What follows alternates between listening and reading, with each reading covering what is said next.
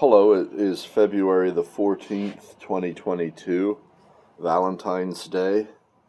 I don't have a Valentine this year. Haven't had one for several years. And that is what it is. There's a lot of trucks still in Ottawa, and the people seem unwilling to abandon that position. And they're being threatened with a lot, and yet they're standing their ground. And the government might.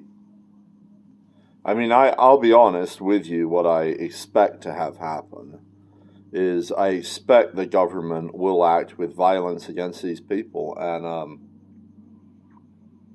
I don't expect that these people will be adequately equipped to protect themselves. And I think it's going to be real ugly. But even though I expect that to happen, it's like I don't feel like there's anything I could do to prevent that from happening. Like, I don't think if I was to say, hey, you guys should leave, that they would. Because these people are desperate. They feel like they have their backs to the wall. They feel like this is their last stand. And I can't judge that situation. I'm fortunate to live somewhere where I'm still able to not be vaccinated and still put a roof or have a roof over my head and still have food in my belly, and the same with my kids. I'm fortunate, but other people are in more desperate situations than me, and I am aware of a solution that most people aren't aware of because most people haven't read my book, and that's where it is. So, what will happen, man. It's unfortunate if I'm right, but I just see it playing out that way at this time. Now, just because this happens, this doesn't mean that the freedom that's inevitable will cease to be inevitable. Martin Luther King Jr.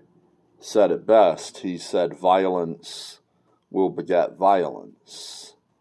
And those who choose to use violence will discover that. Furthermore, the financial markets aren't going to like what's happening because they're trying to seize the bank account balances of these guys. They're telling people who don't support this regime to get their money out of the banks,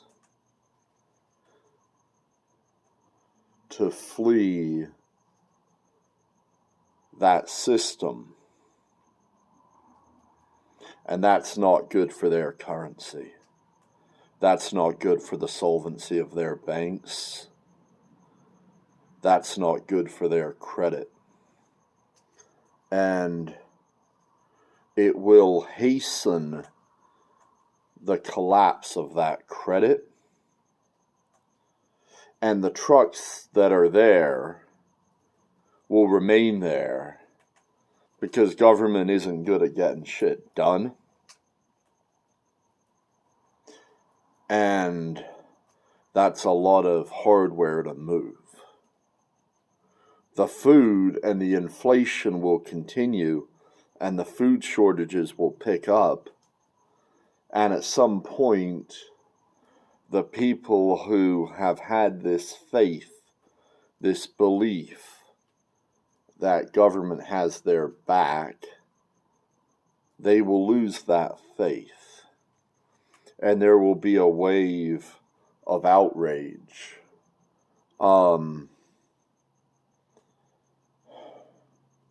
And this time, the people will realize what happens when you're a peaceful protester and the government doesn't like what you have to say. And they'll prepare themselves better. And Canada shares, as I pointed out in one of my recent videos, thousands of miles of border with the most heavily armed population on the planet. So, violence will beget violence. You kill someone's brother, you kill someone's father, you kill someone's friend.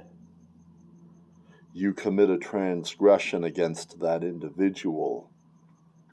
And if you are reasonable and rational, you should understand the reaction doing so will inspire. And it might not inspire it in 100% of the brothers and the fathers and the friends who you murder, but it will inspire it within a certain percentage.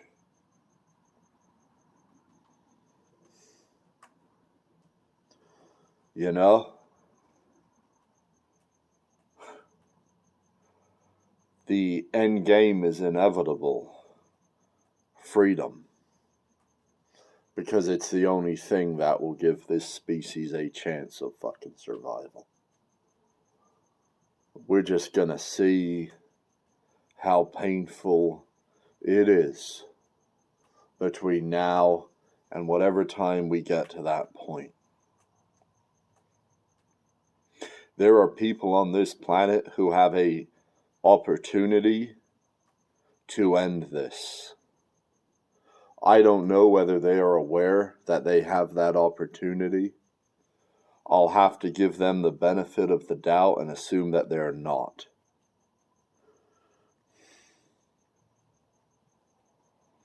I can't give them that awareness because it seems they're not interested in what I have to say. Just like I can't give the rest of this world an awareness because it seems like they're not interested in what I have to say. All I can do is sit here and wait, just like I've been doing.